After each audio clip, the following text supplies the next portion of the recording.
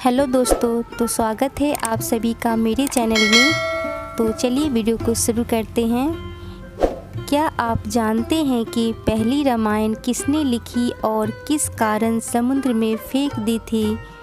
रामायण काल की घटनाओं के बारे में जानने, समझने और पढ़ने के लिए हम लोगों के पास वाल्मीकि रामायण और तुलसीदास चरित्र रामचरितमानस प्रचलित है। पहली रामायण वाल्मीकि जी ने लिखी थी, परंतु शास्त्रों के अनुसार सबसे पहली राम कथा अंतर्भक्त हनुमान जी ने लिखी थी, जिसे हनुमान जी ने अपने नाखूनों से एक चट्टान पर लिखा था और इसे हनुमद रामायण कहा गया।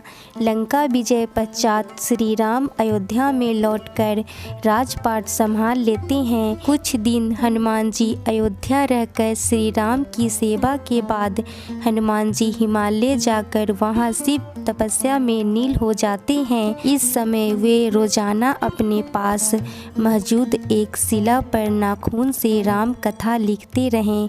कई वर्षों के बाद तपस्या और रामायण कथा दोनों पूरी हो जाते हैं, जिससे लंका तर में हनुमद रामायण कहा जाता है। इसके बाद महर्षि वाल्मीकि ने वाल्मीकि रामायण लिखी और उसे लेकर भगवान शिव को समर्पित करने के लिए कैलाश धाम पहुंच गए। यहाँ पर उन्हें पहले से हनुमान जी मौजूद मिले।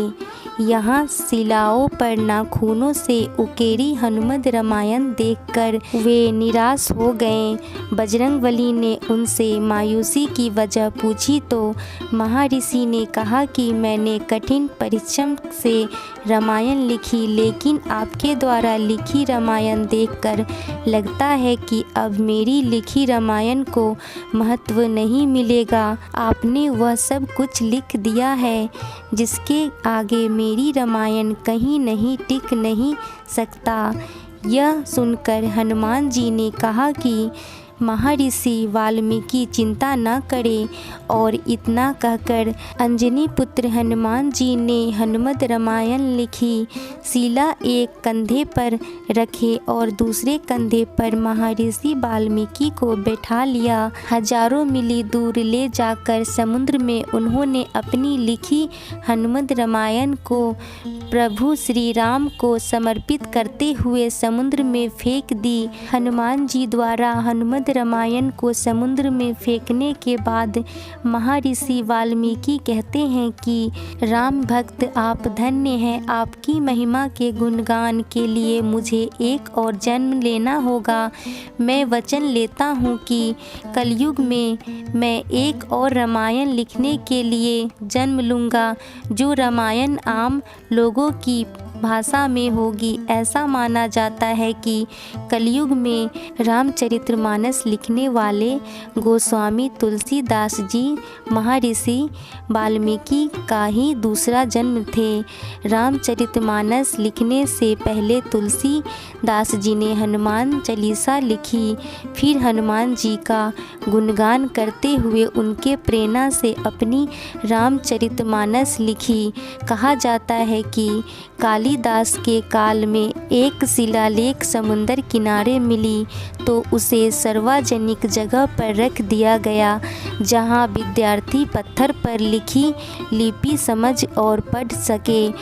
यह माना जाता है कि कालिदास ने उसे समझ लिया था और वह जान गए थे कि यह पट्टालिका का हनुमान जी की लिखी हनुमद रामायण का ही एक अंश है, जो समुद्र में बहते हुए उन तक पहुंच गई थी। तो फ्रेंड्स, इस वीडियो से आपको थोड़ी सी भी जानकारी मिली है तो मेरे चैनल को सब्सक्राइब करें और साथ में बेल आइकन को भी प्रेस कर लीजिएगा, ताकि मैं न्यू वीडियो डालूँ वो आपको सबसे पहले मिल सके। और अपने दोस्तों फैमिली के साथ शेयर भी कीजिएगा और लाइक भी कीजिएगा। तो मिलते हैं नई वीडियो के साथ, तब तक के लिए bye bye and take care.